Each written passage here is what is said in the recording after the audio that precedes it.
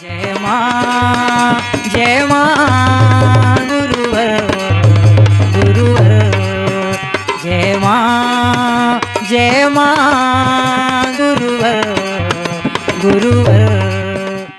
कितनी मानसिकता है, कैसी मानसिकता है। बेटियों को बोझ मानते हैं, एक तरफ देवी मानते हैं, तो देवियों को घर से भगाते क्यों हो? अगर देवी मानते हो फिर देवियों को वास्तव में फिर देवी ही मान लो, पूजा पाठ करो उनका। नहीं, हमको देवियों से घर, अगर देवी घर में आ जाओ तो फिर न जाने दोगे कि हमको लक्ष्मी दे देगी, धन दे देगी, वैभव दे देगी। और बेटियों को कौन से किस रूप में देवी मानते हो, थोड़ा जरा समाज बताएगा कि किस रूप में तुम उनको देवी मानते हो। केवल दिखावे के लिए देवी शब्द संबोधित करते हो, और चली जाए तो बोझ उतर जाएगा। और दूसरी देवी को रोज बुलाते हो पूजा पाठ करके कि देवी माँ हमारे घर में आ जाओ, देवी माँ हमारे घर में वास करो। अगर तुम्हारी ये सोच रहेगी तो कभी देवी माँ तुम्हारे घर में वास नहीं करेंगी। बेटे बेटियों को समान स्थान दो, समान भाव से मानो। बेटे हो या बेटियां, एक समान मान करके जीवन जियो। तुम्हारी मुक्ति दाय संस्कार क्रियाकर्म तुम्हारा बेटा करेगी, इससे कभी भी मुक्ति नहीं होगी। वो तो दिखावे की एक प्रक्रिया है समाज की। अगर तुम अपने इतने अधर्मी अन्यायी हो कि तुमको अपने बेटों का सहारा लेना पड़ता है कि जब मैं मर जाऊंगा तो बेटा जब मेरा पिंड दान करेगा, जाके दाय संस्कार करेगा, मूड़ मुड़ाएगा, तब मेरी मुक्ति होगी, तो वास्तव में तुम पिता कहलाने के अधिकारी नहीं हो। और ऐसे अधर्मी अन्यायियों को उन बेटों को क्रियाकर्म करना भी नहीं चाहिए कि जिसका बाप अपने आप ही इतने कर्म अच्छे सत्कर्म ना किया हो कि वो मुक्ति पा सके। अरे अपने बच्चों को तो कहना चाहिए कि बेटा मैंने मुक्ति अपनी करने के लिए मैंने स्वयं कर्म किए, तुम अपनी मुक्ति के लिए तुम भी कर्म करना।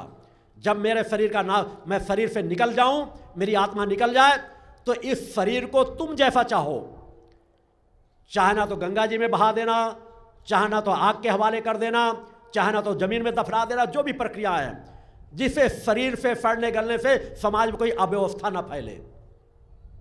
केवल इतना कहना चाहिए। तुम्हारी आत्मा है, फिर तुम किस विश्वास का जीवन जीते हो। तुम्हारे बच्चे थोड़ा सा दान कर देंगे, भंडारा दे देंगे, पूजा पाठ कर देंगे, लोटा ले लेंगे, तिरही कर देंगे, इससे तुम्हारी मुक्ति हो जाए। तो भैया अपने जीवन में रहते कुछ तो ऐसे धर्म कर्म कर लो जिससे तुम्हारी सहज भाव से मुक्ति प्राप्त हो जाए। तो क्या जिंदगी भर तुम पाप करते रहे हो? जिसे पूछो बेटा पैदा हो जाएगा तभी हमारी मुक्ति होगी। बेटा हो या बेटी, एक समान मान के चलो। मुक्ति कोई क्रियाकर्म करने से केवल मुक्ति नहीं प्राप्त होगी। अपनी स्वयं मुक्ति का जीवन जियो। खुद ऐसे कर्म करो कि किसी भी क्षण तुम्हारे शरीर को त्यागना पड़े, तुम्हें मुक्ति के लिए किसी के सहारे की आवश्यकता ना हो। भगवान की जय। तुम्हारा सहारा बने तुम्हारा धर्म, तुम्हारा सहारा बने तुम्हारे कर्म, तुम्हारा सहारा बने तुम्हारा गुरु, तुम्हारा सहारा बने तुम्हारी इष्ट माता आदि शक्ति जगज्जननी जगदम्बा। वैसा जीवन जियो। यही तो मानवता का जीवन है। धर्म हमें सिखाते क्या है, ग्रंथ हमें सिखाते क्या है? ग्रंथों को पढ़ लेना, रट्टू तोता बन करके ले लेने से किसी का कल्याण ना आज तक हुआ है ना होगा। ग्रंथ किस दिशा में बढ़ाना चाहते हैं, हम उस दिशा में बढ़ पड़े। ग्रंथ हमें कैसा चाहते हैं कि हम कैसे कर्म करना चाहिए, वैसा कर्म करने लगेंगे, हमारा जीवन का उद्धार हो जाएगा। तो अपने विचारों को बदलो, अपने जीवनचर्या को बदलो, अपने कार्य प्रणालियों को बदलो। अगर अपने विचारों को बदलकर सही रास्ते में चलोगे तो सब कुछ बदलता चला जाएगा। कण कण में चेतना का वास है। छोटी छोटी क्रियाएं हमको एहसास कराती रहती हैं। पेड़ पौधों में भी पहले की स्थिति में तो लोग पेड़ पौधों से बात कर लेते थे, कोई चीज़ कहते थे, उनका प्रभाव पेड़ पौधों में पड़ता था। आज भी उन चीज़ों का प्रभाव कहीं भी समाज में होता है। मेरे आंगन में एक आम का वृक्ष लगा हुआ है। पौधे भी आपकी बातों को उसी तरह सुनते हैं। वो आम का वृक्ष अपने आप उगाया था वहाँ पर, बाउंड्री के जो बीच में लगा हुआ है। 2 साल से उनमें फल बिल्कुल बेकार से लग रहे थे। छोटे छोटे आम मरियल से लग जाते थे, ना उनमें कोई टेस्ट रहता था, और बेकार से रहते थे। फिर भी आम का वृक्ष था, छाया भी दे रहा था, कुछ में बना रहा। इस बार उसमें बौर नहीं आए थे। दूसरों में बौर लग गए थे, आम पकने लगे थे। मैंने वही खड़े उस जगह उस दिन टहल रहा था। मैंने 2 शिष्यों से कहा, मैंने कहा ऐसा करो, इस आम को काट दो। क्या करेंगे, रखे किसी अच्छे पौधे को यहाँ पर लगा दो, ना इसके फल अच्छे होते हैं, किसी मतलब का नहीं है, ना के बराबर फल लगते हैं और फल भी इसमें बेकार लगते हैं। इस आम को काट दो। और कहने के बाद क्योंकि उस समय चलते चलाते बात चर्चा में आई थी, 7-8 दिन 10 दिन उस बात को भूल गया। मात्र 1 सप्ताह के अंदर अंदर उसमें बौर निकल आई। अब जब बौर निकल आई, छोटे छोटे फल लगने लगे, जहां दूसरी तरफ आम खत्म होने की स्थिति में थे, उसमें बौर लगाई, फल लगने लगे। फल लगने की स्थिति में जिस स्तर के फल लगते थे उससे 3 गुना ज्यादा बड़े फल लगे। अभी नवरात्र के पहले मैंने उनको तोड़वा लिया था, क्योंकि मेरे शिष्य इस तरह के हैं कि मैंने कहा जो बचे कुछ फल है वो भी नहीं बच पाएंगे। इतना स्वादिष्ट आम, इतना मीठा फल कि मेरे पास तक तो एक ही पहुंच पाया लास्ट में, क्योंकि मैं अधिकतर बांट ही देता हूं वहां तक पहुंचने की स्थिति में। इतना टेस्टी आम कि शायद उसकी तुलना में कोई दूसरा आम आश्रम के अंदर मुझे नहीं मिला खाने को, जितना टेस्टी फल था। तो पेड़ पौधे भी आपकी भावनाओं को सुनते हैं, समझते हैं और आपके अनुसार ढलने का प्रयास करते हैं। आवश्यकता वैसा वातावरण हम दें तो चेतनावानों को बदलना तो बहुत आसान है। सबको बदलने का प्रयास कीजिए, मगर तभी जब आप अपने आप स्वयं को बदलोगे। सब कुछ हमारे आसपास बहुत कुछ घटित होता रहता है, उसे समझो, जानो, देखो, पहचानो, यही धर्म है। और क्या सीखना चाहोगे? अंदर तो रास रंग में सब कुछ चल रहा है, नाच गाने, कथा सुनाते हैं, कथावाचक आते हैं, पैसा अर्जन करना उनका एक व्यवसाय, वो पेशेवर हैं, उनका एक पेशा बना है, उनका उसी घर बार चल रहा है। कथा सुनाएंगे, नाच गाना कराएंगे। आजकल कथाओं का रूप ही बदलता चला जा रहा है। बड़े बड़े उद्योगपति कथे के नाम पे कि हो जाता कि हम धर्म का आयोजन कर रहे हैं और पहले से तैयारियां करके आएंगी, अपनी साड़ियां उस तरह पहने, अपने कपड़े पहने, हमको नाचना, ग्रुप बना के आएंगे। और वह गीत प्रारंभ हुआ ही नहीं, गीत की एक लाइन भी प्रारंभ नहीं होगी। कथावाचकों पंडालों को देखो, टीवी में आज भी आप देख सकते हो, वो लाइन क्या प्रारंभ हुए, संगीत बजाई नहीं, तुरंत खड़े होकर के नाचना प्रारंभ कर दिया। ये दिखावे की जो चीज चल रही, नाचने की क्रम प्रक्रिया, वो नाच के अड्डे बनते जा रहे हैं, कथावाचकों के पंडाल। कृष्ण जन्माष्टमी में भी बार बालाओं को बुलाकर नाच कराया जाता है। रामलीला का मंचन होने लगा है, वहां भी बार बालाओं को बुलाकर नृत्य कराए जाते हैं, अश्लीलता के नाच हो रहे हैं, गाने हो रहे हैं। ये धर्म का स्वरूप बनता चला जा रहा है, क्योंकि सब कुछ अधर्मी और अन्याय के हाथ में पहुंच चुका है। तुम्हें जागना है, तुम्हें संभालना है, अपने धर्म की रक्षा हमें स्वयं करना पड़ेगा, आचार विचार व्यवहार से। अरे होना वो तो चाहिए कि यह बाहर का नृत्य तो आप हमेशा बाहर करते रहते हो, धर्म हमें नृत्य करना नहीं सिखाता। समय हमें धर्म हमें आनंदित होना सिखाता है, समय हमें प्रफुल्लित होना सिखाता है कि आपका अंतर मन ना छूटे। स्थूल को नचाने से आपको क्या मिलेगा? जब आपका अंतर मन ना छूटे, आपका अंतर में थिरकन आने लगे, आपका मन एकाग्र होने लगे, आपके प्रेमाश्रु आपके आंखों पर आने लग जाएं और उसको पी जाएं आप, तभी आपकी कुंडली चेतना जागृत होगी। अन्यथा छोटी छोटी चीजों में नाचने लग जाओ, बाहर शरीर को मस्त करने लगो, तो उसी तरह जिस तरह कोई एक शराब की बोतल लगा करके नाच रहा है, तुम भी छोटी मोटी चीजों में बस नाचने झूमने लग जाओगे तो अंदर कभी प्रवेश नहीं कर पाओगे। अगर स्थूल का ही आनंद चाहते हो तो चाहे फिल्मी गीत में नाच लो, चाहे माँ की भक्ति के गीत में नाच लो, कोई ज्यादा फर्क नहीं पड़ेगा, क्योंकि तुम्हारा ध्यान माँ की ओर नहीं जाता, गीत संगीत में जाकर के, और केवल मात्र स्थूल को तृप्ति चाहता है। उन पंडालों में कोई विषय विकार के गाने गाने लगो तो नाचने वाले ये भी भूल जाएंगे कि गाना कौन सा गाया जा रहा है, भक्ति का गाया जा रहा है कि विषय विकारों का गाया जाता है। खड़े होकर नाचना प्रारंभ कर देंगे, और बड़े बड़े राम भक्त कृष्ण भक्त बने हुए हैं। धर्माधिकारियों को देखो, उन्हें अधर्मी अन्याय में इसीलिए कहता हूं कि आप लोग तो कहेंगे आप कथा सुन लो, आपका कल्याण हो जाएगा, भगवान इष्ट आपका कल्याण कर देंगे, सब कुछ कर देंगे। और उन अधर्मी अन्यायों ने स्वयं अपना कल्याण नहीं किया। उन्हें 9 ग्रहों से डर लगता है, अपनी समस्याओं से डर लगता है। किसी भी कथावाचक को देख लो, मेरे कहने के बाद कुछ कथावाचकों ने तो अंगूठियां उतारना शुरू कर दिया है। वे रत्नों की अंगूठियां पहने होंगे। जो धर्माधिकारी रत्नों के गुलाम हो, कथावाचक जो रत्नों के गुलाम हो, उन्हें कभी भी अपनी इष्ट की कृपा की प्राप्ति नहीं होती। समाज एक बार धारण कर ले तो माना जा सकता है कि समाज अपनी समस्याओं के लिए समाज ने धारण किया, उसके अंदर वो पात्रता नहीं है।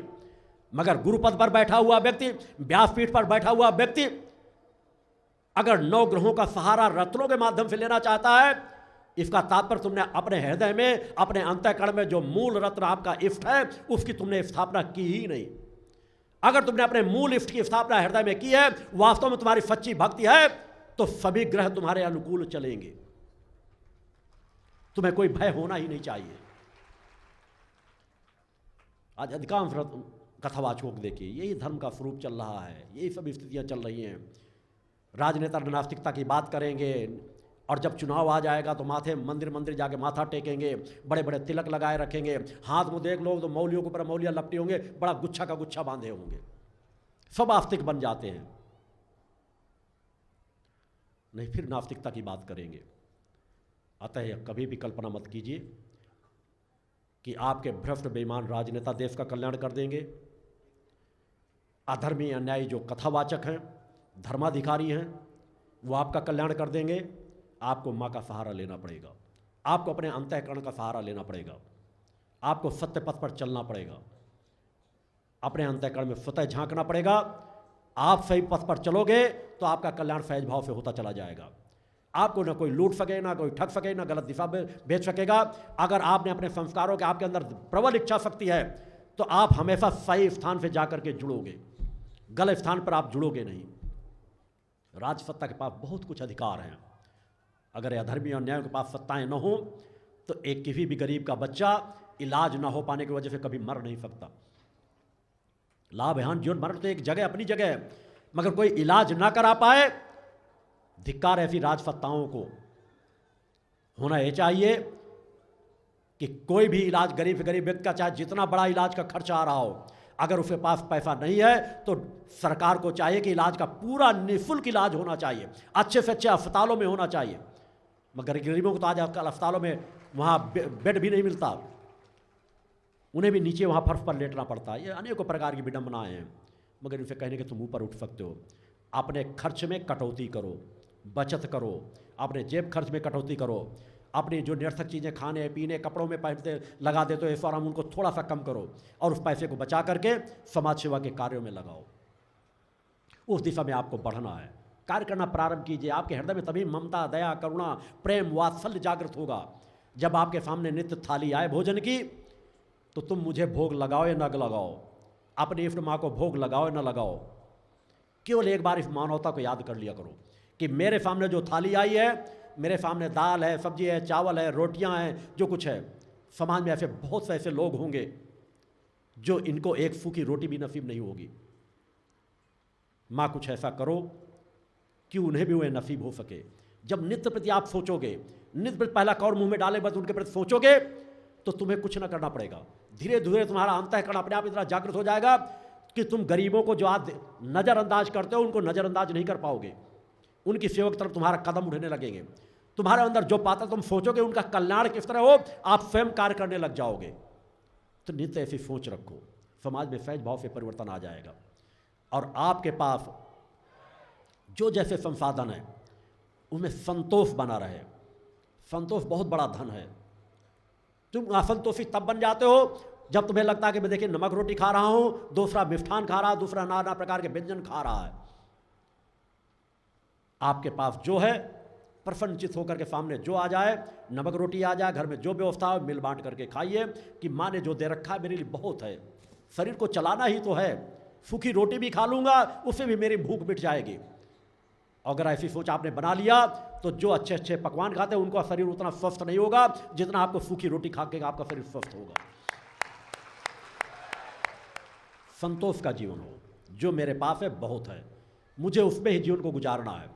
प्रयास करूंगा, सच्चाई ईमानदारी के साथ कार्य करता रहूंगा, जो मिलेगा उस पर संतुष्ट रहूंगा। ऐसा जीवन जीने लगो, अलग शांति मिलती है।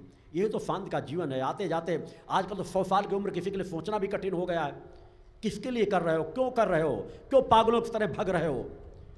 पागल हो तो उस दिशा की ओर पागल हो जो आपकी महत्वपूर्ण पूंजी है। वैसे कर्म करो, वैसी साधना करो, वैसा जीवन जियो कि आपके पास वह पूंजी अलौकिक आ जाए जिसे कोई नष्ट ना कर सके, जिसे कोई छीन ना सके। तुम हर बार जब जन्म लो तो समाज सेवक बनो, हर बार जब जन्म लो तो माँ के भक्त बनो, हर बार जब जन्म लो तो चेतनावानों का जीवन जियो, वैसा जीवन जियो। तो ऐसे विचारों का जीवन जियो, सब कुछ बदल जाएगा। और मैं इन्हीं शब्दों के साथ अपना पूर्ण आशीर्वाद आप सभी लोगों को प्रदान करता हूँ। बोल जगदम्बा माते की जय।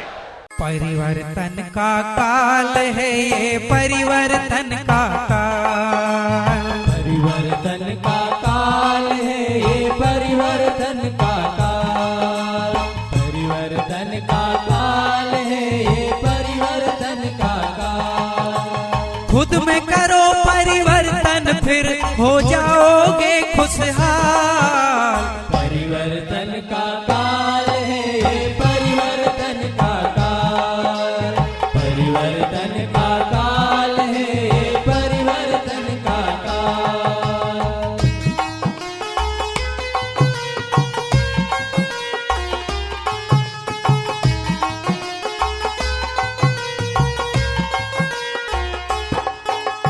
क्यों छेड़ा अभियान रिसीवर ने, तुम इसका विचार करो। आओ होकर एक सभी मत आपस में तकरार करो। गुरुवर चाहते हैं जैसा खुद को वैसा लो ढाल। परिवर्तन का काल है, ये परिवर्तन का काल। परिवर्तन का काल है, ये परिवर्तन का काल।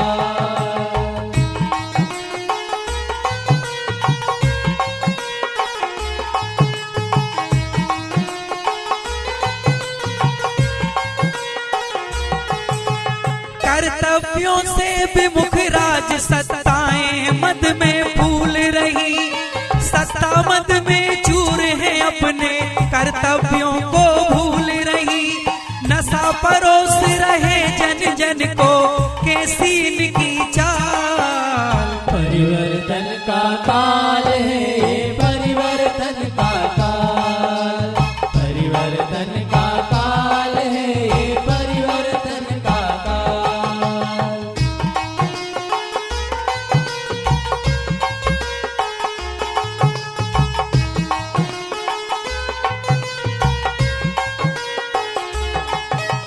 युग चेतना पुरुष का चिंतन है, ये तुम इसको मानो। मातृभूमि के प्रति है जो कर्तव्य, उन्हें भी तुम जानो। तभी तो हम कहलाएंगे अपनी भारत माँ के लाल। परिवर्तन का काल है, ये परिवर्तन का काल। परिवर्तन का काल है, ये परिवर्तन का काल।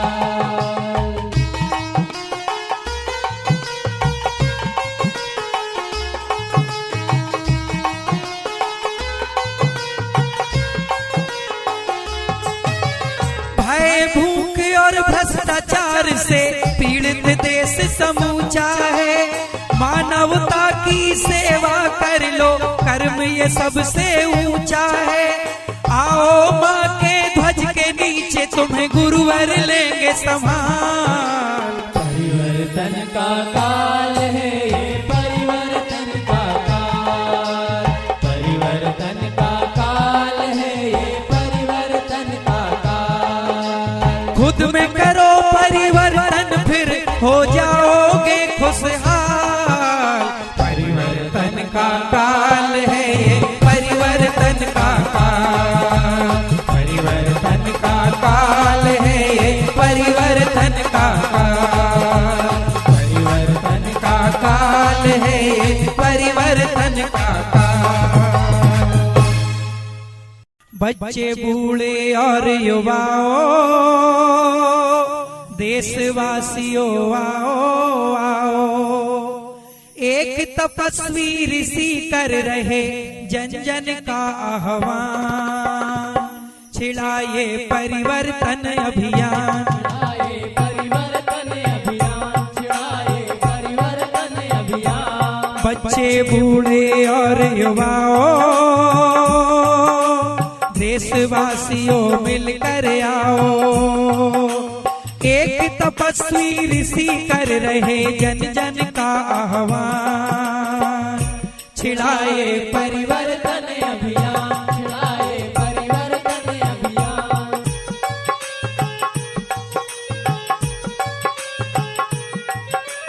हम अपनी जिस मातृभूमि को माँ कह करके बुलाते हैं, माँ कह करके बुलाते हैं, माँ कह करके बुलाते हैं। चंद स्वार्थी चंद लुटेरे उसे लूटते जाते हैं, उसे लूटते जाते हैं, उसे लूटते जाते हैं। राष्ट्र के प्रति भी कुछ कर्तव्य है तुम्हें कराने ज्ञान। गिर ना पाए अपनी भारत माँ का स्वाभिमान। छिड़ाए परिवर्तन अभियान, छिड़ाए परिवर्तन अभियान।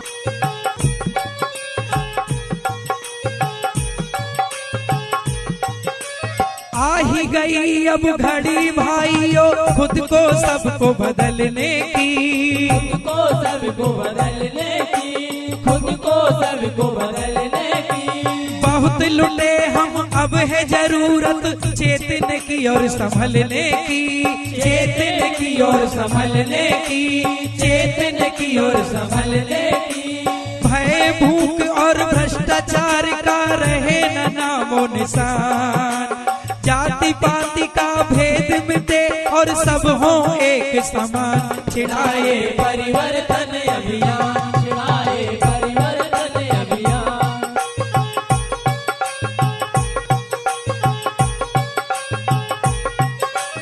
नशा मुक्ति सद्भावना जन जागरण परिवर्तन। जन जागरण परिवर्तन, जन जागरण परिवर्तन। यात्रा है ये लक्ष्य है जिसका सुखमय हो सबके जीवन।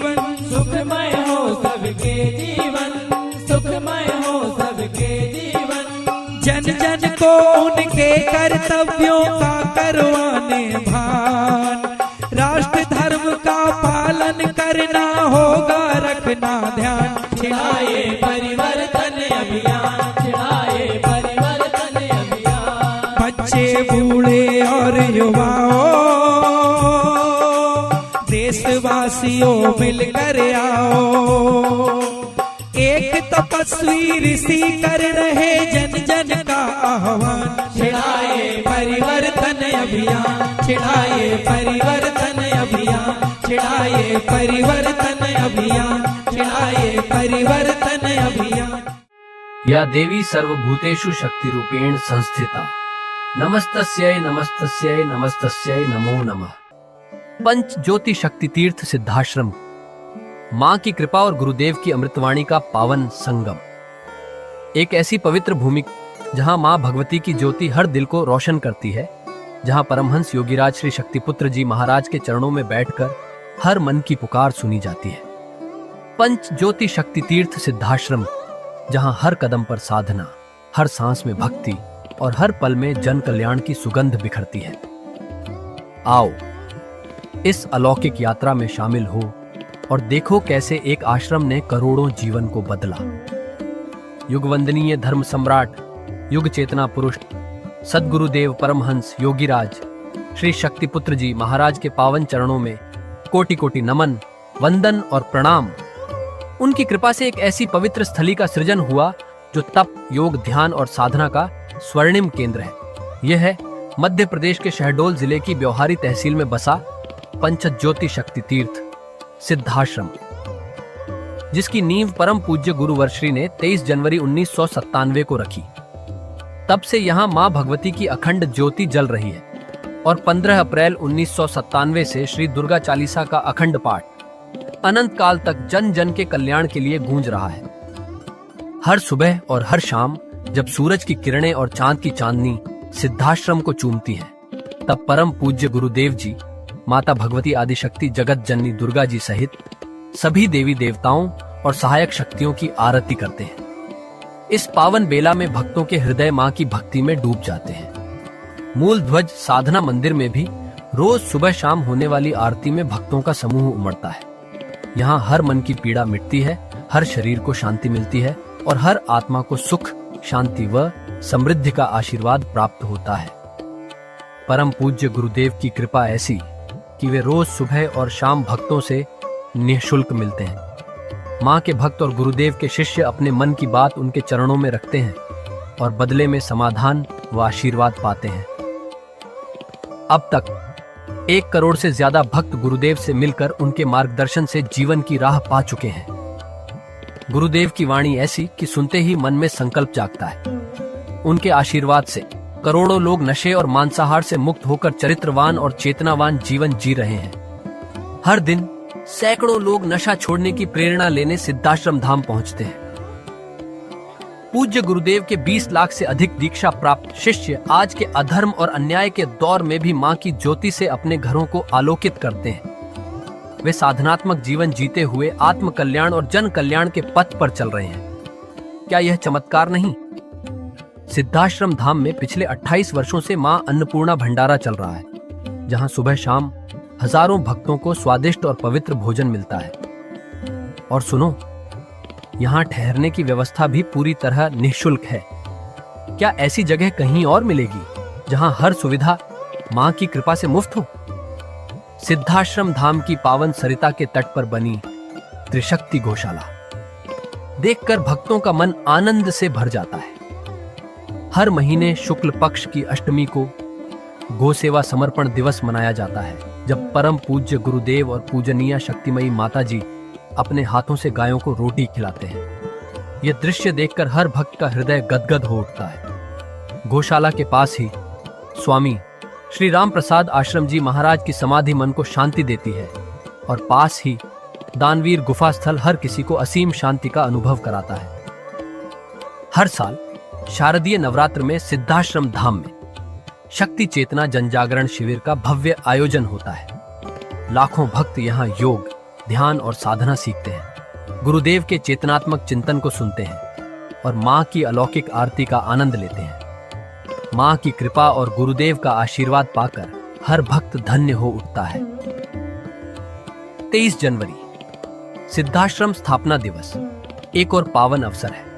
इस दिन अखिल भारतीय सिद्धाश्रम दौड़ प्रतियोगिता, योग भारती सामूहिक विवाह और शाम को सुर संध्या व कवि सम्मेलन का आयोजन होता है। क्या मजा है जब भक्ति और संस्कृति का ऐसा संगम देखने को मिलता है। सिद्धाश्रम धाम का जनसंपर्क कार्यालय हर जानकारी का खजाना है। यहाँ से मासिक सिद्धाश्रम पत्रिका और साप्ताहिक संकल्प शक्ति अखबार मिलता है, जिसमें गुरुदेव की ऋषिवाणी और प्रेरक लेख पढ़ने को मिलते हैं।